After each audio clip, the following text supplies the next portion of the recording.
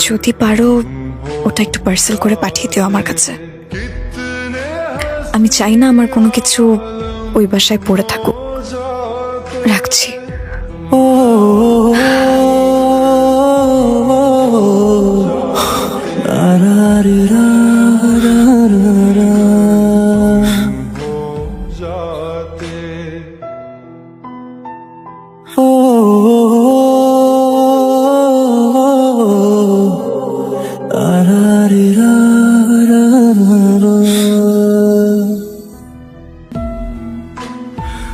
এই নাও তোমার parcel.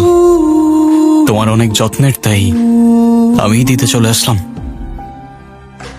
Thank you. আমার মেবি যাওয়া উচিত।